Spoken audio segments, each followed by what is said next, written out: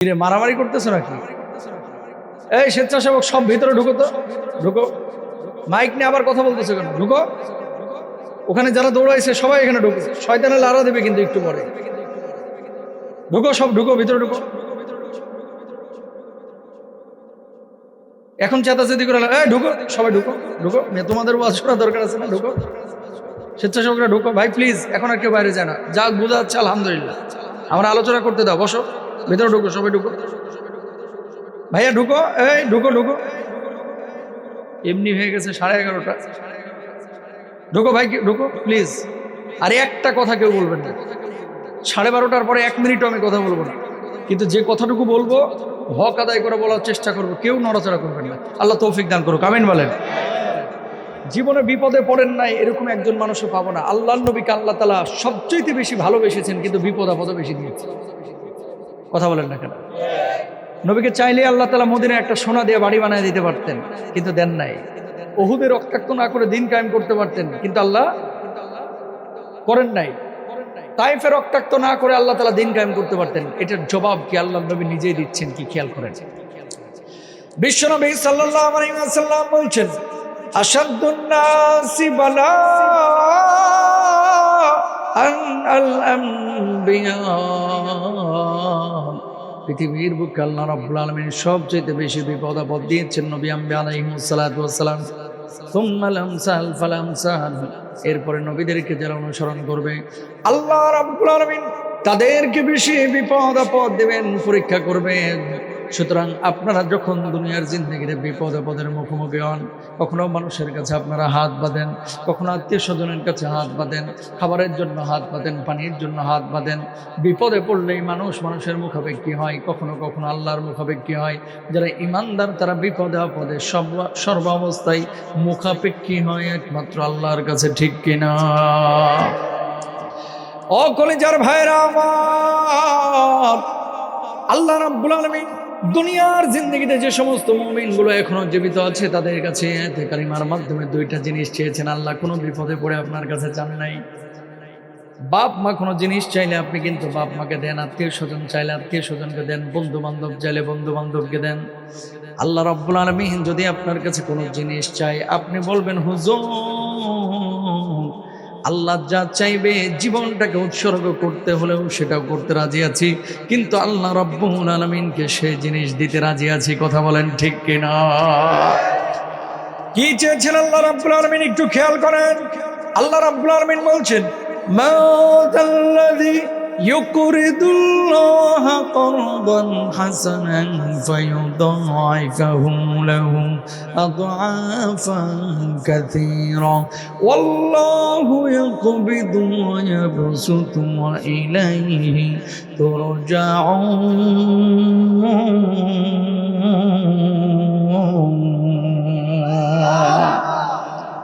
আল্লাহ রাব্বুল আলামিন বললেন, যে ব্যক্তি দুনিয়ার জিন্দেগিতে আল্লাহ রাব্বুল আলামিনকে কর্জা হাসানা দেবে, আল্লাহ রাব্বুল আলামিন কিয়ামতের ময়দানে তার জন্য দ্বিগুণ বদলার ব্যবস্থা করবেন, 3 গুণ বদলার ব্যবস্থা করবেন, 4 গুণ বদলার ব্যবস্থা করবেন। সর্বোপরি আল্লাহ রাব্বুল আলামিন ওই মানুষগুলোর জন্য চূড়ান্ত জান্নাতের ফয়সালা করবেন। জোরে বলেন সুবহানাল্লাহ। আয়াতটা যখন নাযিল হইল, সাহাবী রিদওয়ানুল্লাহি আলাইহিম আজমাইন কনফিউশনের মধ্যে পড়ে গেছেন, সন্দেহের মধ্যে পড়ে গেছেন। কারণটা কি? আসমান বানিয়েছেন আল্লাহ, জমিন বানিয়েছেন আল্লাহ, সব কিছুর মালিক আমার আল্লাহ রাব্বুল আলামিন। ইনশাআল্লাহ কেন মানুষের কাছে ঋণ চাইলো কিছুই তো বুঝলাম না। ইয়া রাসূলুল্লাহ, ইয়া হাবিবাল্লাহ, আল্লাহ রাব্বুল আলামিন কি চেয়েছেন কর্জা হাসানা দিয়ে মানুষের কাছে, আমাদের কাছে? আল্লাহর নবী জবাব দিলেন, আল্লাহর জন্য যেখানে জানের প্রয়োজন সেখানে জান দিবা, যেখানে মালের প্রয়োজন সেখানে মাল দিবা। আল্লাহ রাব্বুল আলামিন এই জান আর মালকে কর্জা হাসানা বুঝিয়েছেন। জোরে সোরে বলেন সুবহানাল্লাহ। দরদের ভাইরা আমার, কিয়ামতের ময়দানে আল্লাহ রাব্বুল আলামিন এক শ্রেণীর মানুষের দিকে নজর দিবেন যাদের কপালগুলো থাকবে ঘরমুগ্ধ চিন্তা, গ্রস্ত থাকবে, আজ আমার কি হয়, আজ আমার কি হয়, আল্লাহ আমার মাফ করবে কিনা, ক্ষমা করবে কিনা। এমন মুহূর্তে আল্লাহ রাব্বুল আলামিন ওই মানুষগুলোকে আল্লাহর বিচারিক আদালতের সামনে দাঁড় করায় বলবে, বান্দারে ওই যে দরজাগুলো দেখতে পাচ্ছি সেই দরজাগুলো কিসের দরজা? মানুষগুলো তখন বলবে, আল্লাহ এই দরজাগুলো জান্নাতের দরজা। আল্লাহ রাব্বুল আলামিন তখন বলবেন, যা যা যা, জান্নাতের যেই দরজা দিয়ে খুশি সেই দরজা দিয়ে আল্লাহর জান্নাতে চলে যা। জোরে বলেন সুবহানাল্লাহ। মানুষগুলো এবার জান্নাতে যাইতে চাইবে না। আল্লাহ রাব্বুল আলামিনকে বলবে, আল্লাহ দুনিয়ার জিন্দেগিতে কি এমন কাজ করেছিলাম যার জন্য বিনা হিসেবে জান্নাত দিলেন? আল্লাহ রাব্বুল আলামিন তখন বলবে, আমি অসুস্থ ছিলাম, আমার সেবা করেছিলি, ঋণগ্রস্ত ছিলাম, ঋণের জন্য পরিশোধের জন্য সহযোগিতা করেছিলি, পানি ছিল না, পানির জন্য ব্যবস্থা করেছিলি, হাঁটার রাস্তা ছিল না, হাঁটার রাস্তা নির্মাণ করে দিয়েছিলি। মাখলুকের প্রতি ইহসানগুলোকে আমি আল্লাহ রাব্বুল আলামিন নিজের প্রতি ইহসান হিসেবে গ্রহণ করেছি, আর সেগুলোর বদলা স্বরূপ আমি আল্লাহ রাব্বুল আলামিন তোদের জন্য জান্নাতের ফয়সালা করে দিয়েছি। জোরে বলেন সুবহানাল্লাহ।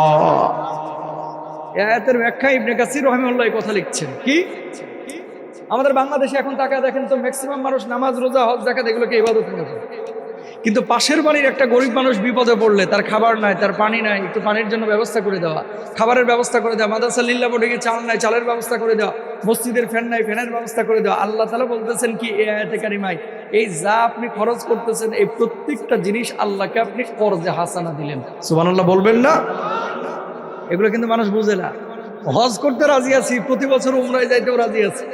চাচারা বলবেন, হাজী সাহেব মসজিদের পাশ থেকে 1.5 হাত জায়গা ছাড়া দেন না আপনার বাড়ির ভিটার, কারণ 20,000 মানুষ এদিক দিয়ে আরামে হাইটা চলাচল করে নামাজ পড়তে পারে।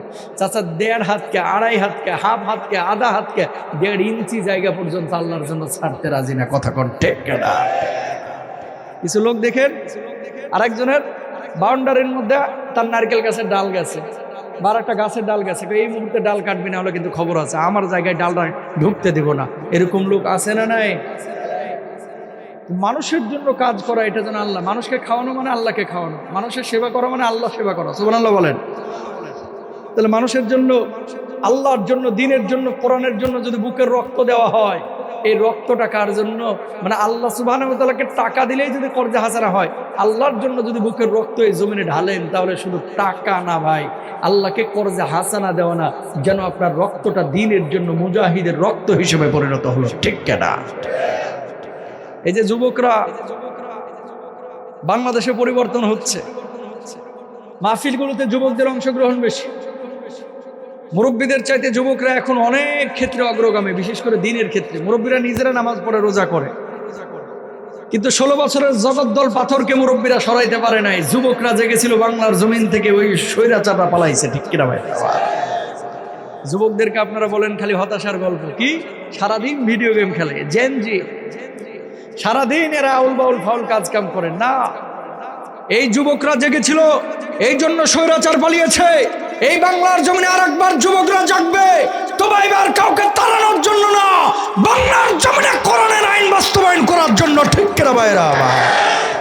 কি যুবকরা পারবা না ইনশাল্লাহ? পারবা না ইনশাল্লাহ? আল্লাহ কবুল করুক, আমিন বলেন। আয়াতটা যেদিন নাজিল হয়েছে, এই 245 নম্বর আয়াত, পরবর্তী দিন মদিনার বাজারে গিয়েছে আবু বকর সিদ্দিক রাদিয়াল্লাহু তাআলা। কোনা থেকে ইহুদি ঠেস মেরে মেরে আবু বকর বলছে, কি গো আবু বকর, তোমার আল্লাহ এতদিন বললো আসমান বানাইছে, জমিন বানাইছে, সব কিছুর মালিক তোমার আল্লাহ, এটা আবার কেমন আল্লাহ? আল্লাহ দেখে মানুষের কাছে ঋণ চায়, তার মানে তোমার আল্লাহ একটা ফকির। নাউজুবিল্লাহ বলবেন না?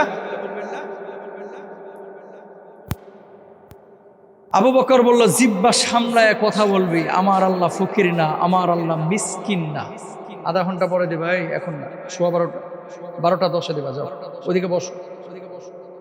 আবু বকর সিদ্দিক রাদিয়াল্লাহু তাআলা আনহু বললেন যে জিব্বা সামলায় কথা বলবি, আমার আল্লাহ রাব্বুল আলামিনকে ফকির মিসকিন বলে যদি গালি দিস, আমি আবু বকর কিন্তু হাত গুটায় বসে থাকবো না, কারণ গালি দিলে কলিজা আগুন জ্বলে না। দ্বিতীয়বার আবার বলছে তোমার আল্লাহ ফকির, তৃতীয়বার আবার বলছে তোমার আল্লাহ ফকির, এবার যাইবি কই? ডান হাত তুলে কইসা ইহুদির গালে আবু বকর সিদ্দিক রাদিয়াল্লাহু তাআলা থাপ্পড় বসায় দিয়েছে। আল্লাহু আকবার বলা। এবার আবু বকর সিদ্দিক রাদিয়াল্লাহু তাআলা থাপ্পড় খাওয়ার পরে ওই ইহুদি আল্লাহর নবী সাল্লাল্লাহু আলাইহি ওয়াসাল্লামের বাড়ির দিকে দিলেন দৌড়। যাওয়ার পরে বললেন, ওগো মুহাম্মদ, সাল্লাল্লাহু আলাইহি ওয়াসাল্লাম কি শেখান? আপনি সাহাবীদেরকে কি শেখান? কয় কি হয়েছে? কয় আপনার সাহাবীরা তো ইহুদি ধরে ধরে মারে। কে মারছে তোমারে? কয় আপনার আবু বকর মারছে। আল্লাহর নবী বললেন আমি বিশ্বাস করি না, আমি বিশ্বাস করি না আমার আবু বকর অন্যায়ভাবে কাউকে মারতে পারে না। আমি আবু বকরকে নতুন করে চিনি না। কয় ডাকেন আপনার আবু বকরকে আমার মারছে কিনা। আল্লাহর নবী এবার ডাক দিলেন, আবু বকর কি শুনলাম তোমার ব্যাপারে, তুমি নাকি ইহুদিরে মারছো। আল্লাহর হাবিব সাল্লাল্লাহু আলাইহি ওয়াসাল্লামের কথা শোনার পর আবু বকর বলল, আল্লাহর নবী ইহুদি এমন একটা অন্যায় করেছে যে অন্যায়ের কারণে তারা আমি মারতে বাধ্য হয়েছি। কি অন্যায় করেছে? একবার না, দুইবার না, তিনবার আমার আল্লাহ রাব্বুল আলামিনকে গালি দিয়েছে, এই জন্য আমি তারে মারছি। নবীজি এবার বললেন, কি রে ইহুদি, কেন আমার আল্লাহ রাব্বুল আলামিনকে গালমন্দ করেছিস? কয় আপনার আবু বকর মিথ্যা কথা বলছে, আমি গালি দিই নাই। আল্লাহর নবী বলছেন, আবু বকর কি শুনলাম তোমার ব্যাপারে, তুমি নাকি মিথ্যা কথা বলতেছো। আবু বকর জবাব দিলেন, ওগো নবীজি ঈমান আনার পর থেকে আমার জবান দিয়ে কোনোদিন মিথ্যা কথা বাইর হয় নাই, আমি সত্য কথা বলছি, ইহুদি মিথ্যা কথা বলছে। নবীজি চিন্তার মধ্যে পড়ে গেলেন, যেহেতু বিচার দাবি করেছে, যদি বিচার না করে গোটা মদিনায় ছড়িয়ে দেবে। মুহাম্মদ সাল্লাল্লাহু আলাইহি ওয়াসাল্লাম নিজ গোত্রের লোক দেখে বিচার করে নাই। ও আবু বকর, আল্লাহ রাব্বুল আলামিনকে গালমন্দ করেছে, ওই জায়গায় কোনো প্রমাণ আছে নাকি, সাক্ষী আছে নাকি? আবু বকর জবাব দিলেন, যে কোনো সাক্ষী তো ওই জায়গায় নাই। আল্লাহর হাবিব বিশ্বনবী সাল্লাল্লাহু আলাইহি ওয়াসাল্লাম বললেন, আবু বকর যদি সাক্ষী না থাকে কিছু মনে করো না, কারণ আমি বিচার না করলে গোটা মদিনায় প্রোপাগান্ডা ছড়াবে। তুমি যেইভাবে থাপ্পড় মেরেছো ইহুদি, তোমার একটা থাপ্পড় মেরে দেখ শোধবোধ হয়ে যাক। আবু বকর জবাব দিলেন, নবীজি আল্লাহ রাব্বুল আলামিনকে গাল বন্ধ করেছে, এজন্য আমি তারা মারছি। এটা যদি আমার অন্যায় হয়ে থাকে, ওই ইহুদি আমার থাপ্পড় কেন, আমার জীবনটাও যদি নিয়ে চলে যায়, আল্লাহর কসম কলিজার মধ্যে বিন্দু মাত্র কষ্ট থাকবে না। বলুন আল্লাহু আকবার। নবীজি ইহুদিকে ডাক দিলেন, যেভাবে মেরেছে ওইভাবে থাপ্পড় মেরে দে, শোধবোধ হয়ে যাক। ইহুদি রেডি হচ্ছে, তোর একদিন কে আমার একদিন থাপ্পড় বসাবো। আর শাহজিমে গ্রিন সিগন্যাল চলে গেছে। সুবহানাল্লাহ বলেন না। কে আছে উপরে? আছে কে? আল্লাহর নামটা আরো আসতে বলেন। জিবরিল আমিনকে আল্লাহ রাব্বুল আলামিন ডাক দিলেন, ও জিবরিল আমিন, মূর্তির মধ্যে আমার হাবিবের কাছে গিয়ে হাজির হয়ে যা, আর যায় বল, খবরদার ইহুদির হাত যেন আবু বকরের গানে স্পর্শ না করে। আমি আল্লাহ রাব্বুল আলামিন কিন্তু সব কিছু দেখেছি, সব কিছু দেখছি। আল্লাহর নবী সাক্ষী খুঁজছিল, তুমি যে বলো আবু বকরের পক্ষে দুনিয়ার কোনো সাক্ষীর প্রয়োজন নাই, ইহুদি যেন আবু বকরকে না মারে। আবু বকরের পক্ষে স্বয়ং আল্লাহ রাব্বুল আলামিন আমি নিজেই সাক্ষী হয়ে গেলাম। জিবরিল আমিন আল্লাহর নবী বিশ্বনবী সাল্লাল্লাহু আলাইহি ওয়াসাল্লামের কাছে এসে হাজির হওয়ার পর আল্লাহর নবীকে বললেন, ওগো নবীজি কি বিচার আপনি করছেন? খবরদার ইহুদির সামনে আবু বকরকে যেন মারতে না পারে। নবীজি বুঝে গেলেন আল্লাহর পক্ষ থেকে বিশেষ ইশারা এসেছে। ও জিবরিল আমিন কি হয়েছে, কি হয়েছে? আল্লাহ রাব্বুল আলামিন আয়াত নাযিল করেছেন আর নিজেই সাক্ষী হয়ে গেছেন। এই নেন আয়াত, 4 নম্বর পারা 13 নম্বর পৃষ্ঠা শুরুর অংশ। লাকাদ সামিআল্লাহু কাওলাল্লাযীনা ক্বালু ইন্নাল্লাহা ফাকীরুন ওয়া নাহনু আগনিয়া।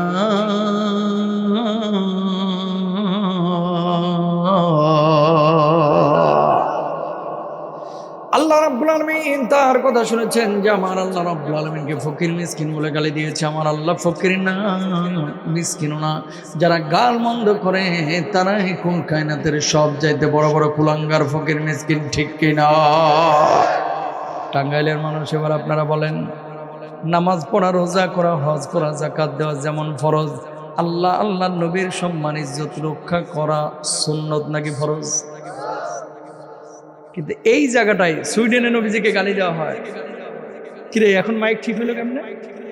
এখন দেখি সাউন্ড আইছে ভালো। হ্যাঁ, যাই হোক এখন ঠিক আছে।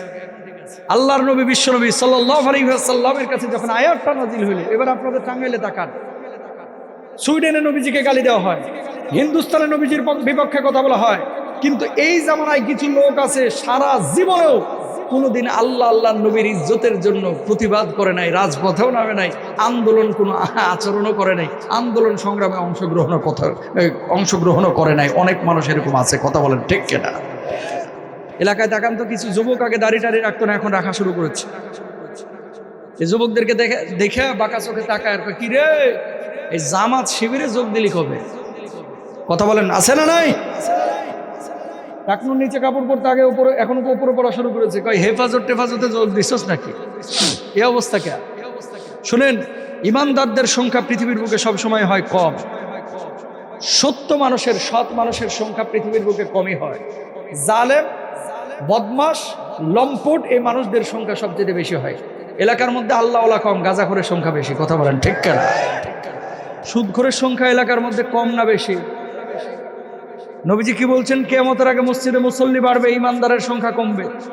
সামনের কাতারে নামাজ পড়ে কপালে সিজদা দিতে দিতে 6 ইঞ্চি দাগ পড়ে গেছে, মাগার সুদের মায়া এখনো ছাড়তে পারলো না। সরি, আমার ভুল হয়েছে, গোটা টাঙ্গাইলে একটাও সুদখোর নাই। এ আছে না নাই? সামনের কাতারে নামাজ পড়ে বউরে পর্দা করায় না, এরকম আছে না? আবু বকর আপনার আমার চাইতে নামাজ কম পড়তো না বেশি? রোজা করেছে বেশি, নামাজ পড়েছে বেশি, তাহাজ্জুদ পড়েছে বেশি। আপনাকে এক এমপি সাহেব ছিল নারায়ণগঞ্জের, 70 থেকে 80 রাকাত তাহাজ্জুদ পড়তেন। ইবলিসও বিশ্বাস করবেন এই কথা, কথা কোন ঠিক কিনা? তাহলে আল্লাহ রাব্বুল আলামিন আপনার কাছে জিনিস চেয়েছেন কয়টা? দুইটা। একটা হচ্ছে জান, আর একটা হচ্ছে মাল। মাল দেওয়ার জন্য মানুষের অভাব নাই এই জামানায়। মসজিদে ফ্যান লাগবে, সিমেন্ট লাগবে, রড লাগবে, মাহফিলে টাকা লাগবে, অভাব নাই ভাই। কিন্তু জানের ব্যাপারে যদি প্রশ্ন করা হয়, 100-র মধ্যে 2টাও পাবেন না। কথা বলেন ঠিক কিনা? 200 ব্যাগ সিমেন্ট দিতে রাজি আছে, কিন্তু একটা মিছিলে যাইতে রাজি না। কথা সত্য না মিথ্যা? প্রিয় ভাইরা আমার, খুব মনোযোগ দিয়ে কথাগুলো শুনবেন। আল্লাহর নবী বিশ্বনবী সাল্লাল্লাহু আলাইহি ওয়াসাল্লাম বলছেন, ইউসবিহুল রাজুলু মুমিনা ওয়া ইউমসি কাফিরা। সকাল বেলায় থাকবে মুমিন, সন্ধ্যা বেলায় হয়ে যাবে কাফের। সন্ধ্যা বেলায় থাকবে মুমিন, সকাল বেলায় হয়ে যাবে কাফের। ওয়া ইউমসি মুমিনা ওয়া ইউসবিহু কাফিরা। বাংলার জমিনে হাজার হাজার লক্ষ লক্ষ মুসলমান আমরা আছি যারা ওযু ভঙ্গের কারণ জানি, রোজা ভঙ্গের কারণগুলো ঠিকই জানি, কিন্তু ঈমান ভঙ্গের কারণটা কি? এই ঈমান ভঙ্গের কারণ 95% মুসলমানই জানে না, ঠিক কিনা? এই জন্য আল্লাহর নবী বললেন, সকাল বেলায় থাকবে মুমিন, সন্ধ্যা বেলায় হয়ে যাবে কাফের। নামাজ পড়বে কিন্তু অন্তরের মধ্যে ঈমান নাই, ও নিজেও জানে না। শুনলি বাংলার জমিনে অনেকে আছে নামাজ পড়ে। প্রিয় ভাইরা আমার, তাকান, নামাজ পড়া, রোজা করা, হজ করা, যাকাত দেওয়া যেমন ফরজ, আল্লাহর জমিনে আল্লাহর কোরআনের আইন বাস্তবায়ন করা ফরজ না সুন্নত? সবাই একমত? নামাজ পড়তে রাজি আছে। এলাকায় হিন্দু ভোটে দাঁড়াক, হিন্দুকে ভোট দিবে, তাও কোরআনের পক্ষের শক্তিকে অনেকে ভোট দেয় না। কথা বলেন ঠিক কিনা?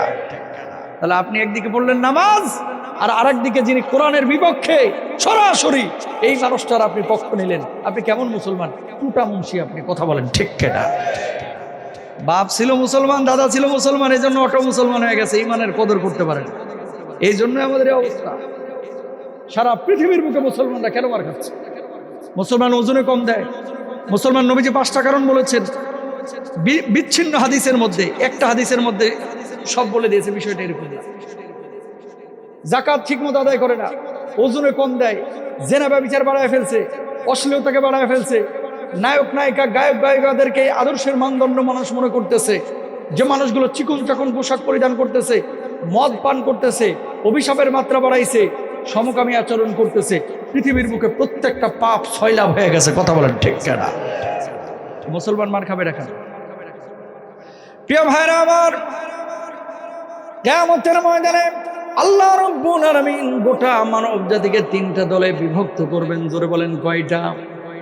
মুমিনদের দল হবে 2টা, আর কাফেরদের দল হবে 1টা। আপনি কোন দলের মধ্যে থাকবেন আল্লাহ রাব্বুল আলামিন আপনাকে বলে দিয়েছেন। তোমার স্বাধীনতা তোমাকে দেওয়া হয়েছে। খেয়াল করেন, দল 3টার পরিচয় কি? 12 দল থাকবে না, 14 দল থাকবে না, 21 দলীয় জোটও থাকবে না, 4 দলীয় ঐক্য জোটও থাকবে না। দল থাকবে কয়টা? আরো জোরে, কয়টা? 1 নম্বর, আল্লাহ রাব্বুল আলামিন বললেন ফাসহাবুল মাইমানাতি মা আসহাবুল মাইমানা। 2 নম্বর দল ওয়াসহাবুল মাশআমাতি মা আসহাবুল মাশআমা। 3 নম্বর দল ওয়াসাবিকুনাস সাবিকুন উলাইকাল মুকাররাবুন ফি জান্নাতিন নাঈম।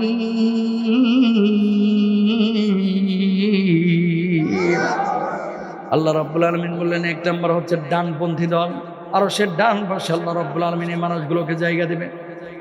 এরা কারা? ঈমান এনেছিল, সৎ কাজ করেছিল, সৎ উপদেশ দিয়েছিল, ধৈর্য ধারণ করেছিল, আল্লাহর জমিনে আল্লাহর দ্বীন কায়েমের জন্য চেষ্টা চালাইছে। আল্লাহর নবী সাল্লাল্লাহু আলাইহি ওয়াসাল্লাম আরেকটি হাদিসের মধ্যে বলছে, আরশের নিচে বিশেষ ছায়া কারা পাবে? এক নম্বর হচ্ছে ইমামুন আদিলুন, ন্যায়পরায়ণ বিচারক, যে বিচার কার্য পরিচালনা করে, ইনসাফপূর্ণ আচরণ করে, মানুষের মুখ দেখে দল দেখে বিচার কার্য পরিচালনা করে না। বাংলার জমিনে অতীতে এমন ঘটনা ঘটেছে, শুধুমাত্র কোরআনের দর করার কারণে আদালতের মাধ্যমে আমাদের আল্লামা সাঈদী সাহেব হুজুরকে পর্যন্ত 12-13টা বছর জেলের মধ্যে আবদ্ধ করে রাখা হয়েছে, ঠিক কিনা? আল্লামা মামুনুল হক আবদ্ধ করা হয়েছে, জসিমউদ্দিন রহমানী সাহেবকে আবদ্ধ করে রাখা হয়েছে, হাজার হাজার আলেম উলামা যাদেরকে কারারুদ্ধ করা হয়েছে। কেন? অপরাধ একটাই, আল্লাহর কোরআনের দল করে। কথা বলেন ঠিক কিনা? যদি ওই বাতিলদের সাথে মিশতো তাহলে হয়তো বা জেল খাটা লাগতো না, ফাঁসির মঞ্চে যাওয়া লাগতো না। তাহলে এক নাম্বার হচ্ছে যে বিচারক আদালতপূর্ণ ইনসাফপূর্ণ আচরণ করে, বিচার কার্য পরিচালনা করে, আল্লাহ রাব্বুল আলামিন যেভাবে বিচার করতে, ওই বিচারককে আল্লাহ রাব্বুল আলামিন কিয়ামতের ময়দানে আরশের নিচে বিশেষ ছায়া দেবে। জোরে বলেন সুবহানাল্লাহ। 2 নাম্বার, আল্লাহর নবী বলছেন, ওয়াশাবুন নাশা ফি ইবাদাতি রাব্বি, ওই যুবক যে তার যৌবনকালটাকে আল্লাহ রাব্বুল আলামিনের ইবাদত বন্দেগীতে কাটায়, যে তার যৌবনকালটাকে আল্লাহ রাব্বুল আলামিনের ইবাদত বন্দেগীতে কাটায়। এমন কিছু যুবক আছে যে যুবকগুলো দুনিয়ার জিন্দেগিতে ইবাদত বন্দেগী করে না, আর এমন কিছু যুবক আছে যে যুবকগুলো দুনিয়ার জিন্দেগিতে ইবাদত বন্দেগী করে। কিছু যুবক আছে চাঁদাবাজি করে, কিছু যুবক আছে রাত্রিবেলায় তাহাজ্জুদের নামাজে দাঁড়ায়, কিছু যুবক আছে 5 ওয়াক্ত নামাজ নিয়মিত আদায় করে, আর কিছু যুবক আছে আউল বাউল ফাউল কাজের মধ্যে 24টা ঘন্টা কাটায়। ও দরদের ভাইরা আমার, যৌবনকালের ইবাদতটা আল্লাহ রাব্বুল আলামিনের কাছে বড় প্রিয় ইবাদত, ঠিক কিনা? মুরব্বী মানুষ জোরের পরে ওযু করিয়া চাইলে আসরের নামাজ পর্যন্ত রাখতে পারে না, এশা পর্যন্ত রাখতে পারে না, কিন্তু যুবক যদি চাইছে যে ওযু করে আমি রেখে দেবো, এশা পর্যন্ত ওর দ্বারা কিন্তু সম্ভব। কথা কন না কেন? মুরব্বী মানুষ চাইলে কিন্তু ওই 16 বছরের জগদ্দল পাথরকে, বুঝেন নাই কথা, স্বৈরাচারকে হটাইতে পারে না। যুবক জেগেছে, লেজ গুটায় দিল্লি পালাইছে। কথা বলেন ঠিক কিনা? যুবকরা যদি চায় যে টাঙ্গাইলে এক রাতের মধ্যে সমস্ত মদ নিষিদ্ধ করে দেব, সম্ভব। কথা কন না কেন? যুবকরা যদি চায় যে এলাকার মধ্যে কোনো পাপের কাজ ঘটতে দিব না, রাতারাতি চেঞ্জ হয়ে যাবে। যুবক ঠিক, এলাকা ঠিক, যুবক ঠিক, মহল্লা ঠিক, যুবক ঠিক, জেলা ঠিক। জেলা যদি ঠিক হয়ে যায়, রাষ্ট্র যদি মেরামত করতে চায় যুবকরা, এরা অনেক ইজিলি পারে। এরা মৃত্যুকে ডরায় না। তো কেন? দুবাই এক ভাইকে বললাম, ওই যে দেখলেন না একবার মামলা, ওই মানে হইলো, কি বলে, ওই যে মিছিল করার কারণে অনেকগুলার জেল হয়েছিল, কিন্তু 30 বছর 35 বছর 10 বছর এরকম দুবাই। তো এক ভদ্রলোক জেল থেকে এই যে মুক্তি পাওয়ার পরে ইউনূস সরকারের তদবিরে, পরে আমি বললাম যে ওই দেশে মিছিল করতে গেছেন কে? ওখানে নিষিদ্ধ, আপনি জানেন না? তো এই ছেলেটা বলতেছে যে মোহতারাম, বাসবর কয়দিন, আমাকে বিয়ে শাদী করেন নাই? কয় না। আমি বললাম তো ভয় করে নাই যে মিডিল ইস্টে তো মিছিল মিটিং এগুলো নিষিদ্ধ? কই ভয় কেন করব? আমি বললাম কি শাহাদাতের তামান্না বুকের মধ্যে ছিল তো? ও জবাব দিচ্ছে যে মোহতারাম, একটা কথা আমার খুব লাগছে আর কি, কই বিবাহিত যারা বউ আছে বাচ্চা আছে এদের পিছু টান থাকে যে আমি মরে গেলে এগুলো চালাইবে কেনা, আর আমি তো বিয়েও করি নাই, আমার বাবা 2জনে মৃত। তো আমি আসলে যদি শহীদ হয়ে যায় তাহলে আল্লাহ রাব্বুল আলামিনের সাক্ষাতে চলে গেলাম, মুলাকাতে চলে গেলাম। আর যদি পৃথিবীতে বেঁচে থাকি তাহলে তো এই জঞ্জালের মধ্যেই বেঁচে থাকতে হবে। শাহাদাতের তামান্না নিয়ে মিছিল করেছিলাম, এখন তো বাংলাদেশে চলে এসেছে। তো হুজুর যতদিন জীবিত থাকবো, কিয়ামত যদি আল্লাহ তাআলা কিয়ামত পর্যন্ত হায়াত দেয়, ওই যতদিন জীবিত থাকবো কখনো অন্যায়ের সাথে আপোষ করব না। যেখানেই সংগ্রাম আন্দোলনের ডাক পড়বে সেখানেই ঝাঁপিয়ে পড়বো। জেল থেকে ফেরত আইছে বাংলার জমিনে এমন অনেক মুজাহিদ আছে, জেল খেটেছে, তারপরেও মুখ দিয়ে হক কথাগুলো কখনোই বন্ধ করে না। কথা বলেন ঠিক কিনা? আর কিছু আছে বোবা শয়তান, বুঝেন নাই কথা? বোবা শয়তান বুঝেন? আল্লাহর নবীর কাছে কখনো কখনো কাফেররা এসে বসে থাকতো। আমর ইবনুল আস ঈমান আনেন নাই, কাফের অবস্থায় নবীর কাছে এসে বসে থাকে। কি গো আমর, ঈমান আনো না, নবীর কাছে এসে বসে থাকো কা? না করো না, ওনার কথাগুলো শুনলেই ভাল লাগে। মুখ থেকে কথা না জানো এক একটা মুখ তার দানা বাইর হয়। আল্লাহু আকবার বলেন না? কে বলতেছে? আমর ইবনুল আস ঈমান আনে নাই। তখন একদিন বসে রয়েছে, হঠাৎ মৌমাছির মতো গুনগুন আওয়াজ শুরু হয়ে গেল। সাহাবীরা বুঝতে পারলেন আল্লাহর নবীর উপরে সূরা নাজিল হচ্ছে বা আয়াত নাজিল হচ্ছে। কতক্ষণ পরে সাহাবীরা আল্লাহর নবীকে বললেন, ইয়া রাসূলুল্লাহ, কি নাজিল হইল আজকে আপনার উপরে, একটু যদি বলতেন। আল্লাহর নবী বললেন যে সূরাটা নাজিল হয়েছে সূরা আসর। আমার সাথে সাথে একটু বলেন, ওয়াল আসরি ইন্নাল ইনসানা লাফি খুসর ইল্লাল্লাযীনা আমানু ওয়া আমিলুস সালিহাতি ওয়া তাওয়াসাউ বিল হাক্কি ওয়া তাওয়াসাউ বিস সবর। বলুন আল্লাহু আকবার। সব মানুষ ক্ষতির মধ্যে, যারা ঈমান এনেছে, যারা সৎ কাজ করেছে, যারা ধৈর্য ধারণ করেছে, সদুপদেশ দিয়েছে, তারা সফল কাম। যখন আয়াত সূরা নাজিল হইল ওই মজলিসে কিন্তু আমর ইবনুল আস বসা, তখন ঈমান আনেন নাই। কতক্ষণ পরে সাহাবীরা আয়াত সূরা মুখস্থ করে ফেলেছে। আমর ইবনুল আস কাফের হওয়ার পরে তিনি ওই সূরা মুখস্থ করে ফেলেছেন। জোরে বলেন আল্লাহু আকবার। তো কাফেরের বন্ধুত্ব থাকে না। সেই জামানায় ছিল মুসাইলামাতুল কাজ্জাব, নিজের শেষ জামানার নবী দাবি করেছিল, মিথ্যুক আর কি। এর কাছে পরের দিন গেছে মুসাইলামাতুল কাজ্জাবের কাছে আমর ইবনুল আস, সেও কাফের ও কাফের।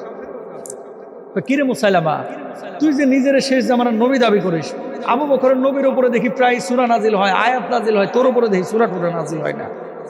অমনি কি কইতেছে জানেন, আমার উপরে সূরা টুরা নাজিল হয়ে আমি মানুষের কাছে বলে বেড়াই না।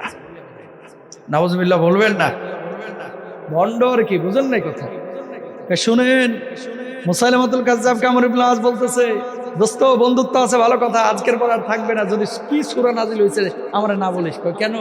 গতদিন নবীর কাছে বসেছিলাম, একটা সূরা নাজিল হয়েছে সূরা আসর, শুনায় দিছে।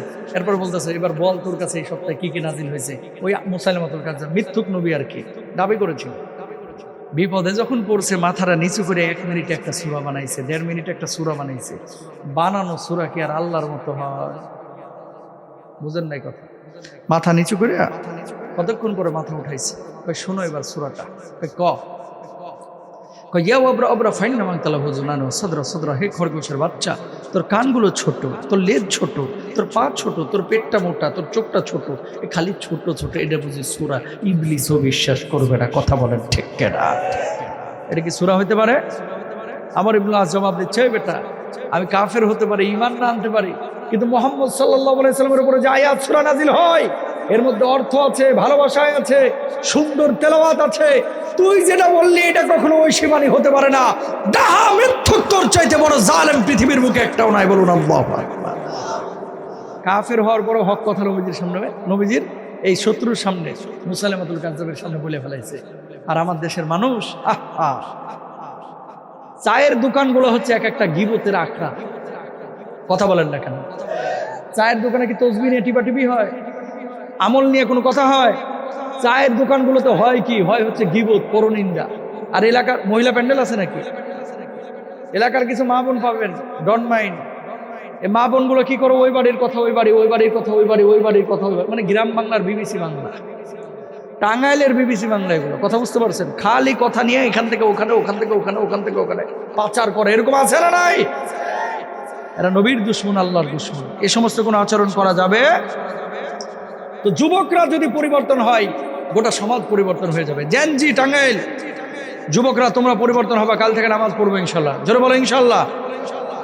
প্রেম টেম করবো না, হিংসা। এটা আবার আসতে কেন?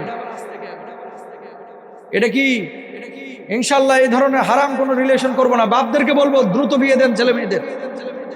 যত দ্রুত বিয়ে দিবেন জেনাহের পথ তত বন্ধ হয়ে যাবে। কথা বলেন ঠিক কিনা? আজকে মানুষ এই বিয়েটাকে শক্ত করে ফেলেছে, কঠিন করে ফেলেছে। এই জন্য সমাজের মধ্যে প্রেম রিলেশন, হারাম সম্পর্কটা বেড়ে গেছে। বাপ মা অনেক সময় জাহান্নামে যাবে এই সন্তানের কারণে। কারণ কি? কিছু কিছু সময় দেখবেন ছেলের বয়স হয়ে গেছে 31 বছর, তারপরে বাপ মা বিয়ে দিতে চায় না। কয় কি, নিজের পায়ে আগে দাঁড়াক তারপরে দেব। তা আপনার পায়ে দাঁড়ায় রয়েছে? কথা কন না কেন? সামর্থ্য যদি থাকে ছেলে মেয়েদেরকে দ্রুত বিয়ে করান, আল্লাহ রাব্বুল আলামিন আপনারও জান্নাত দিবে, আপনার ছেলে মেয়েকেও গুনাহমুক্ত জীবন দেবে। ঠিক কিনা? 3 নাম্বার, আরশের নিচে বিশেষ ছায়া যারা পাবেন, আল্লাহর নবী বলছেন, ওয়ারাজুলুন কলবুহু মুআল্লাকুন ফিল মাসাজিদ। আরশের নিচে আল্লাহ রাব্বুল আলামিন যাদেরকে ছায়া দিবেন, হৃদয়গুলো যাদের সাথে মসজিদের সাথে যাদের হৃদয়গুলো সম্পৃক্ত ছিল, ফজরের পরে জোহরের নামাজের জন্য অপেক্ষা করেছে, জোহরের পরে আসরের জন্য অপেক্ষা করেছে, সব সময় নামাজের জন্য অপেক্ষমান ছিল। 4 নাম্বার, ওয়ারাজুলান তাহাব্বা ফিল্লাহি ইজতামা আলাইহি ওয়া তাফাররাকা আলাইহি, দুইজনের ভালোবাসা হবে আল্লাহর জন্য, যে দুইজন আল্লাহর জন্য এক অপরকে ভালোবেসেছে আর সম্পর্ক ছিন্ন করেছে আল্লাহর জন্য। আমাদের বন্ধুত্ব হবে আল্লাহর জন্য, সম্পর্ক ছিন্ন হবে আল্লাহর জন্য। কেউ যদি বন্ধুত্ব আর সম্পর্ক ছিন্ন আল্লাহর জন্য করে, আল্লাহ রাব্বুল আলামিন ওই মানুষটাকে আরশের নিচে বিশেষ ছায়া দিবেন। জোরে বলেন সুবহানাল্লাহ। 5 নাম্বার, ওয়ারাজুলুন তালাবাতু ইমরাতু যাতি মানসাবিন ওয়া জামালিন ফাকালা ইন্নী আখাফুল্লাহ। কোন নারী কোন পুরুষকে আহ্বান করলো, আসো আমার সাথে প্রেম নিবেদন করো। ওই যুবক বলল, ওই পুরুষ বলল, আমি আল্লাহ রাব্বুল আলামিনকে ভয় করি, তোমার সাথে অবৈধ রিলেশন প্রেম আমি করতে পারবো না। আল্লাহ রাব্বুল আলামিনের রাসূল বলছেন, আল্লাহ তাআলা কিয়ামতের ময়দানে ওই যুবককে, ওই মানুষকে আরশের নিচে বিশেষ ছায়া দিবেন। জোরে বলেন সুবহানাল্লাহ। 5 নাম্বার গেল। 6 নাম্বার, ওয়ারাজুলুন যাকারাল্লাহ খালিয়ান ফাফাদাত আইনাহু, যে ব্যক্তি নীরবে নিবৃত্তে আল্লাহ রাব্বুল আলামিনের জিকির আজকার করে। ওয়ারাজুলুন তাসাদ্দাকা ফাহাদ্দা লা তা'লামু শিমালুহু মা তুনফিকু ইয়ামিনুহু, এমন কিছু মানুষ আছে যারা প্রকাশ্যে দান করতে পছন্দ করে, আর এমন কিছু মানুষ আছে যে মানুষগুলো প্রকাশ্যে না গোপনে দান করতে পছন্দ করে, এমনভাবে দান করে ডান হাত কি দান করলো বাম হাত টের পায় না, এরকম লোক আছে না নাই? এই মানুষগুলো আরশের নিচে বিশেষ ছায়া দেবে। তাহলে ডানপন্থী দলের মধ্যে আমরা হতে চেষ্টা করবো ইনশাআল্লাহ। 2 নাম্বার দল বামপন্থী দল। তারা কারা? যারা ঈমান আনে নাই, যারা নবীকে মানে নাই, আল্লাহকে মানে নাই, আসমানের কিতাব সমূহকে মানে নাই, ফেরেশতাকে মানে নাই। এই জামানায় এই সংখ্যা বাইরে গেছে ভাই। নাম আব্দুর রহমান, কিন্তু কাম শাহরিয়ার কবিরের চাইতেও খারাপ। কথা বলেন ঠিক কিনা? এরকম কিছু নাস্তিক মুরতাদ আছে না নাই? আপনাদের টাঙ্গাইলের এক আল্লাহর ওলি ছিল, এখন তো দেখি মাহফিলেও কথা বলে, হজ নিয়ে দেখি কুটিত্ব করছিল, এরপর এমপিত্ব চলে গেছিল। ইদানিং আবার বিভিন্ন মাহফিলেও দেখি কথা বলে। এই ধরনের কোন মানুষকে মাহফিলে কথা বলতে দিয়েন না প্লিজ। কারণ কখন কি বলে, আল্লাহর কাছে তওবা করি না আমি, কেন আমার জীবনে কোনো গুনাহ নাই। না নাউজুবিল্লাহ এখানে বলেন না, সকালবেলায় কম্বলের নিচে ঢুকে তারপরে বলেন নাউজুবিল্লাহ। নবী ছাড়া, সাহাবীরা ছাড়া কোনো মানুষকে পৃথিবীর বুকে বলতে পারে যে আমার জীবনে কোনো গুনাহ নাই? বলতেছে আমার জীবনে কোনো গুনাহ নাই, অথচ দাড়ি ছাটা, তেল তেলে একেবারে বলতেছে জীবনে গুনাহ নাই। এরকম কথা বলা যাবে? তাহলে ডানপন্থী হব, বামপন্থী হব না। আর ভিভিআইপি সাপোর্ট যারা পাবে কিয়ামতের ময়দানে, তৃতীয় দল, এরা কারা? والسابقون السابقون أولئك المقربون।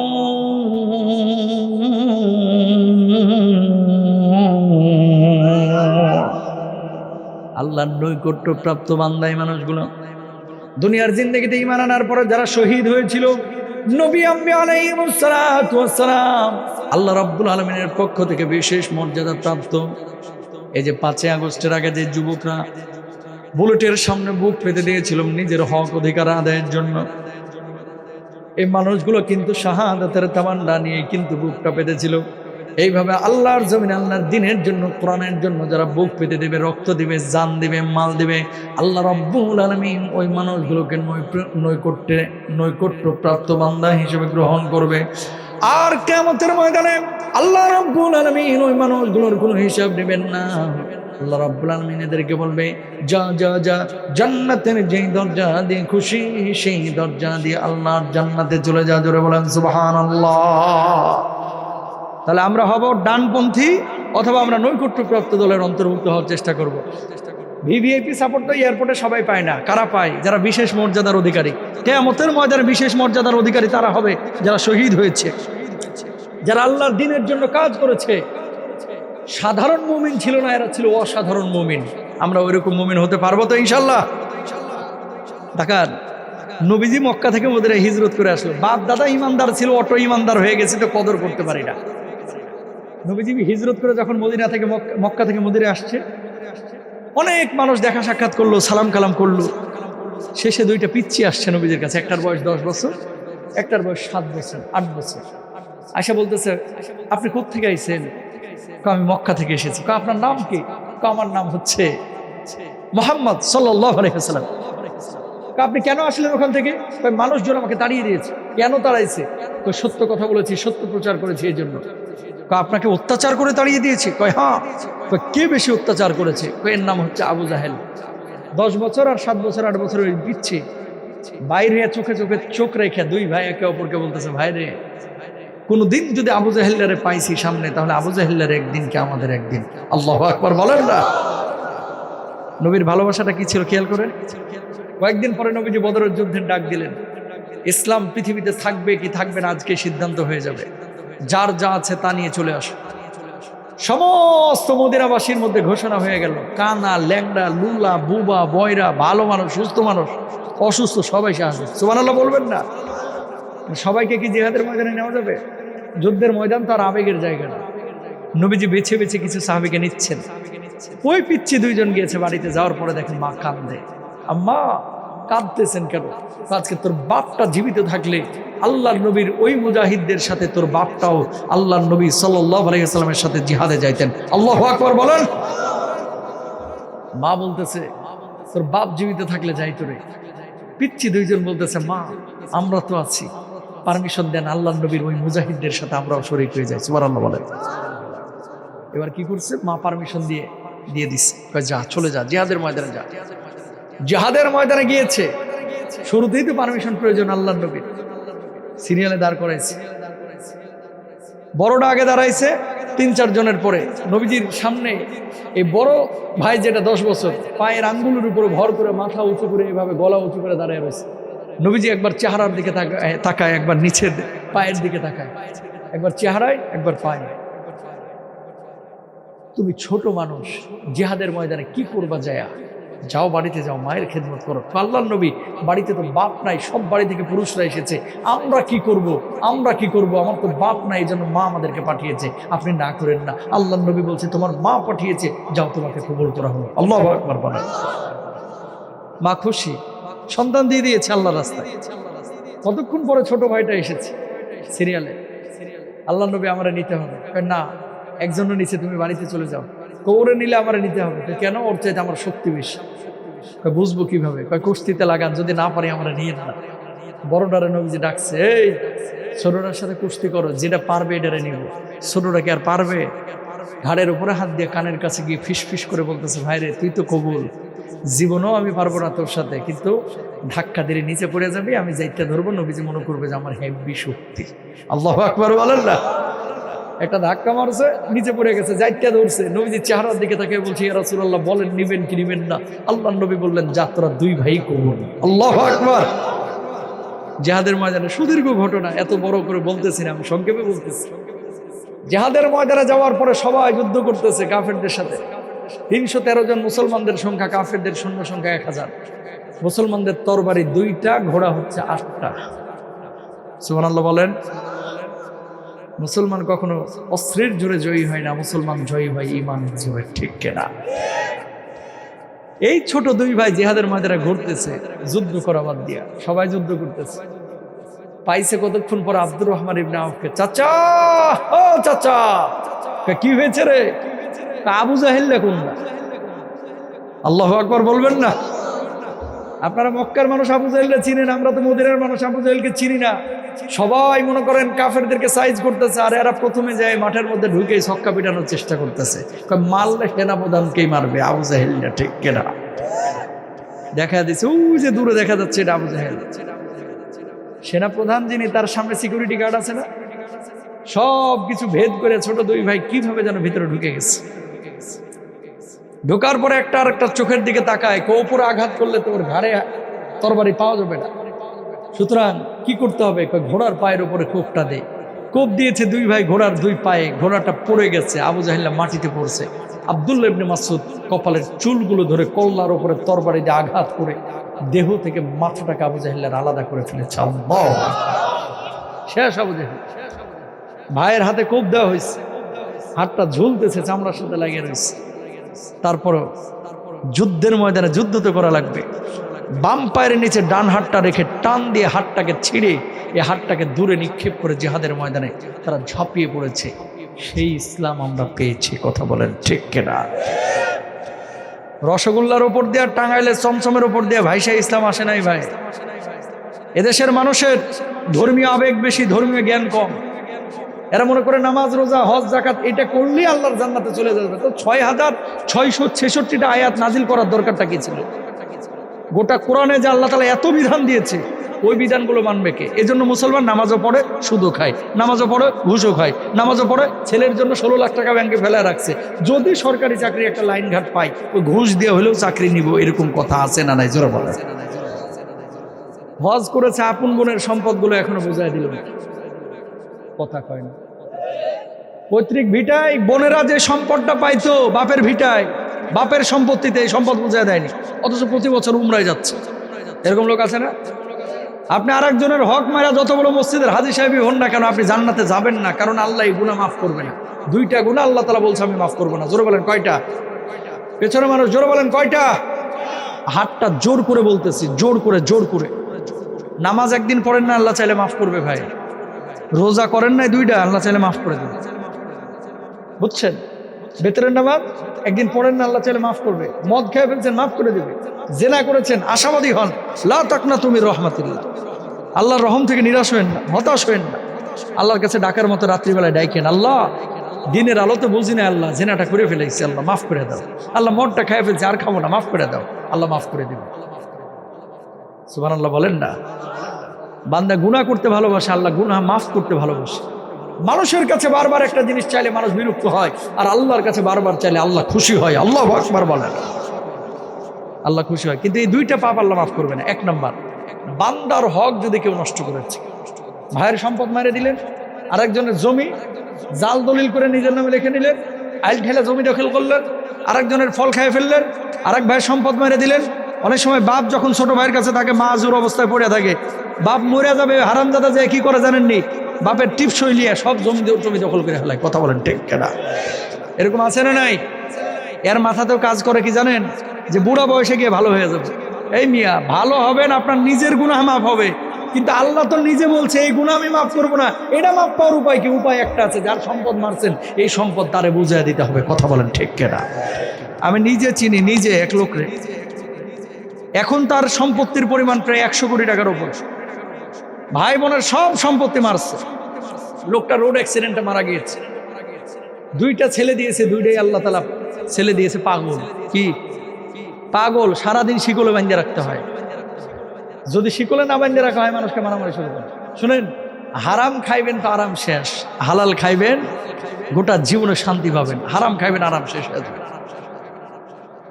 আল্লাহর নবী বিশ্বনবী সাল্লাল্লাহু আলাইহি ওয়াসাল্লাম বসে আছেন, এমন মুহূর্তে একজন সাহাবীর লাশ আল্লাহর নবী সাল্লাল্লাহু আলাইহি ওয়াসাল্লামের কাছে হাজির করা হলো। ইয়া রাসূলুল্লাহ, ইয়া হাবিবাল্লাহ। এটা নিয়ে তো অটোই আলোচনা চলতেছে। আপনি ভাইয়ের কেনা সম্পত্তিতে বোনের কোনো ওয়ারিশ আছে? আচ্ছা, আমি কথা বলবো ইনশাআল্লাহ, বুঝছি।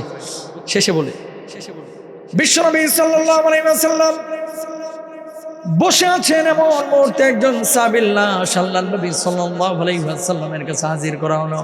ইয়া রাসূলুল্লাহ, তার জানাজার নামাজটা আপনি পড়ায় দেন। আল্লাহর নবী বললেন, তার জানাজার নামাজ আমি পড়াইবো না, লাশটা তোমরা নিয়ে যাও, তোমরা জানাজার নামাজ পড়াও। সাহাবীরা বললেন, ইয়া রাসূলুল্লাহ, আপনার সাহাবী কেন তার জানাজার নামাজ আপনি পড়াইবেন না? আল্লাহর নবী বললেন, ও ছিল ঋণগ্রস্ত, ঋণ পরিশোধের সামর্থ্য তার ছিল, কিন্তু ঋণটা পরিশোধ সে করে না, এটা আমি জানি। আমি নবী, এই জন্য আমার সাহাবী হওয়ার পরও তার জানাজার নামাজ পড়াবো না। বলেন নাউযুবিল্লাহ। নবীজি নিজে জানাজা পড়ায় নাই এই ঋণ পরিশোধ না করার কারণ। আর এখন টাকা নেওয়ার সময় ভাই, ওরে আল্লাহ, দুলা ভাই, সোনামণি, আপুমণি, এই সে যা আছে সব বলে আগামী রোববারে টাকা শোধ করে। কিসের রোববার? 52টা রোববার গেছে, তারপর আপনার ফোনও ধরে না, ও সাক্ষাৎও দেয় না, টাকা দেয়ও না। কবরে চলে যায়, পোলাপানের কাছে যা বলছে, তোর বাপের কাছে তো টাকা পাইনি, কই ডকুমেন্ট কি, প্রমাণ আছে কিনা? এই মানুষগুলো মাপ পাবে না, ঠিক কিনা? তাহলে মাপ পাবে কি? পাওয়ার উপায় কি? কোরআন যেটা আল্লাহ তাআলার বাণী থেকে আমরা পড়েছি, মাপ পাওয়ার একটা উপায় আছে নবীজির হাদিস অনুযায়ী। সেটা হচ্ছে কিয়ামতের ময়দানে এর আমল কেটে কেটে ওই পাওনাদারদের পাওনা মেটানো হবে। নিজের আমলই থাকবে শূন্য, ওখান থেকে কাইটা কাইটা যদি আবার ওই পাওনাদারদের পাওনা মেটানো হয়, ঘোড়ার ডিম জান্নাতে যাওয়া যাবে, ডাইরেক্ট জাহান্নাম। কথা বলেন ঠিক কেনা? জীবনে মানুষের হক নষ্ট করব না, ইনশা ইনশা